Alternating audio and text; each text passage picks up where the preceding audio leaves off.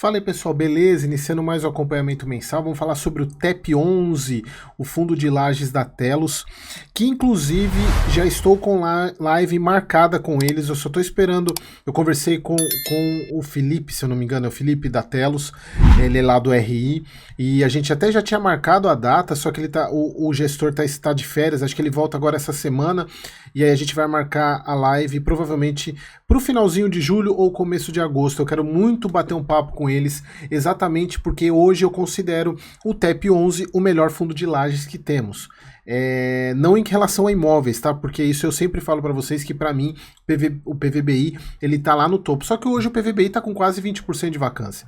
E o Telos, o TEP11, ele é um fundo extraordinário porque ele tem vacância zero.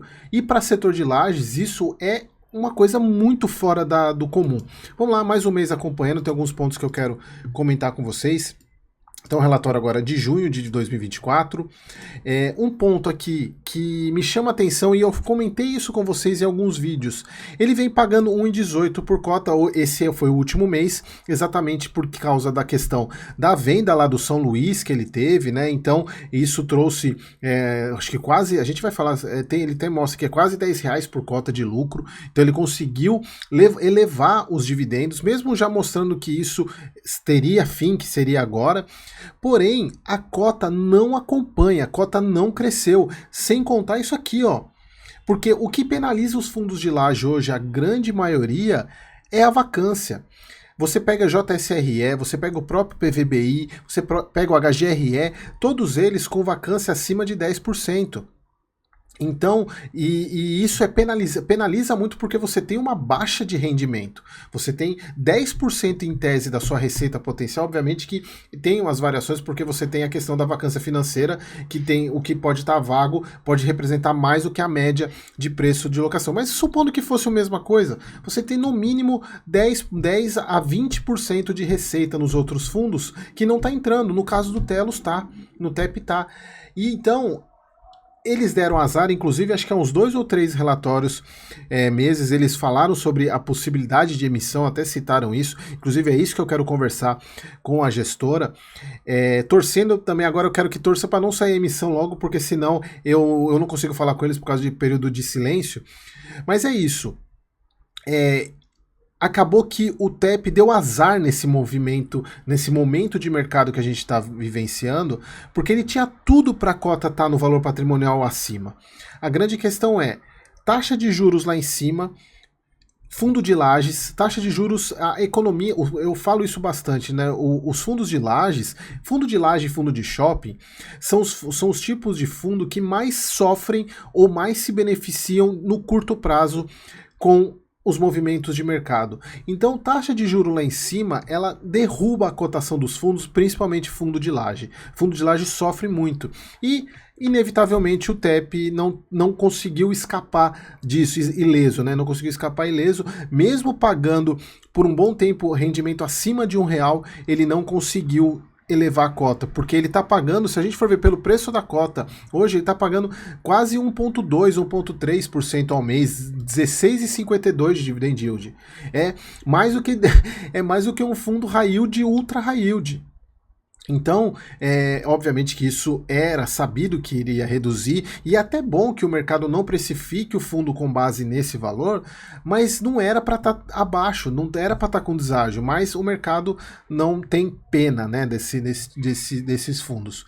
27.800 cotistas, vem crescendo mês após mês, e aqui, pessoal, eu falo, a Telos vem fazendo um excelente trabalho, por isso que eu quero conversar muito com eles. Eu quero sentir qual que é o futuro desse fundo, torcendo para que não façam nenhuma barbeiragem.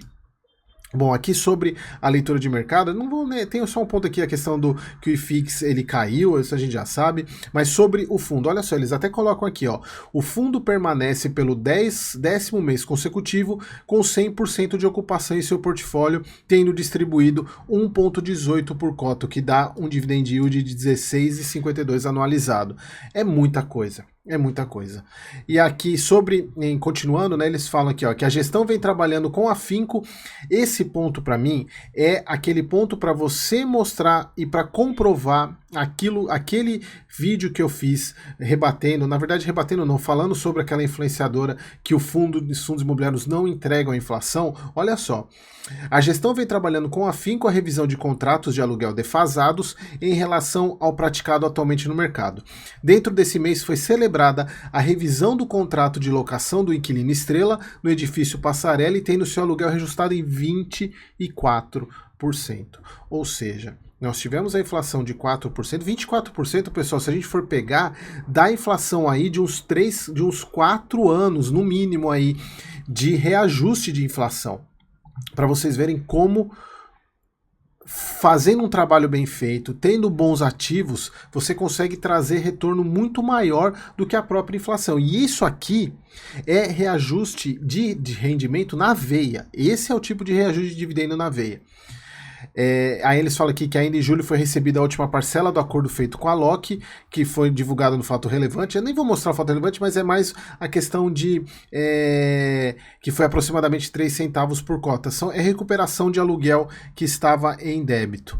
E aqui eles falam que, com retrospectiva do primeiro semestre, o TEP 11 teve uma performance acumulada de 5,84 frente a 1,08 do IFIX e menos 7,65 do Ibovespa. E aqui um ponto que eu gosto de falar também, que é uma das estratégias do TEP, inclusive é por isso que ele consegue esses reajustes altos, é porque ele compra imóveis meio ruins em termos de acabamento e ele melhora o portfólio, ele faz modificações no portfólio, o que você agrega valor, ele agrega valor. O que eles fizeram com o próprio FL 1355, que é o que eles compraram do HGRE, eles colocam aqui, iniciou revisão completa de todos os contratos de prestação de serviço, visando melhorias operacionais e redução da cota condominial. Eu sou subsíndico aqui no prédio, a gente faz isso todas as vezes, isso é muito bom porque você mantém, você consegue manter, a gente está aqui no meu prédio praticamente há 5, 6 anos sem aumentar a cota condominial.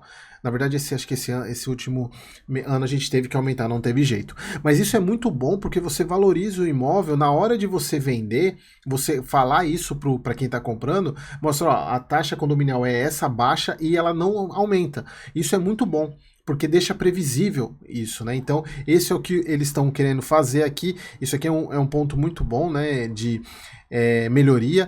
No Fujitsu, o processo de certificação LEED, e aqui eu volto a falar para vocês a importância de vocês se antenarem aos conceitos de ESG. Se vocês não tiverem, assistam a live que eu fiz com o Ivo sobre, é só ir no meu canal lá na parte ao vivo buscar sobre esse tema, né, o ESG. Mas qual que é a vantagem disso? A gente fala, agenda positiva? Não. Pessoal, existem empresas que só alugam imóveis se ele tiver essa certificação. Não tem jeito.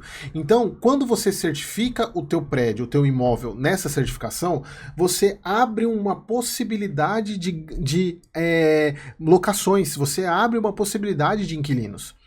Você não perde nada, porque você pode alugar para quem não exige, mas você deixa o prédio apto para quem precisa. Isso é muito importante. Tanto é que o PVBI, ele fala isso sempre, né? Todos os prédios deles, eles buscam. O próprio KNRI, em todo o relatório, ele fala da busca dessas certificações exatamente. Não é porque eles são bonzinhos e não querem deixar o sustentável. Obviamente que isso é importante, mas é econômico, mostrar que o prédio está apto a receber qualquer tipo de inquilino que inclusive exige esse tipo de certificação. Na Torre Sul, a gestão está focada na obtenção de receitas acessórias e na adição de amenidades para os usuários do prédio. O que é amenidades, pessoal? É você colocar uma lanchonete, colocar quiosques de venda, colocar máquina de café, colocar máquina de refrigerante, você melhorar o acesso, colocar, aqui eles podem até falar, não falam isso, né, mas podem melhorar colocando lanchonetes, colocando restaurantes. Isso é muito bom para quem está alugando o prédio, né? Você chega lá, o prédio tem toda a infraestrutura para funcionário, tem entretenimento, né? Então isso é muito bom. Então aqui eles colocam, eles falam, além disso estamos estudando projetos projetos para implementação de um café na parte terra do prédio e mudanças no mobiliário do lobby. Então, isso que eu falei para vocês é da gestora isso, né? Melhorar, comprar o portfólio de uma maneira X e melhorar ele para X mais 2, X elevado ao quadrado. E aí você consegue, na negociação com os inquilinos, uma melhora acima, bem acima da inflação, como a gente viu aqui, 24,34%. Aqui, pessoal, o que eu falei para vocês, né, ele é o último mês que ele distribui 1,18, vai voltar para 0,78 e a partir do ano que vem sobe para 89. Isso, obviamente, se as condições estiverem mantidas do jeito que estão, que é o vacância zero, não tendo nenhum problema, e sem contar que ele ainda tem renovações, o que pode melhorar, inclusive, o resultado do fundo.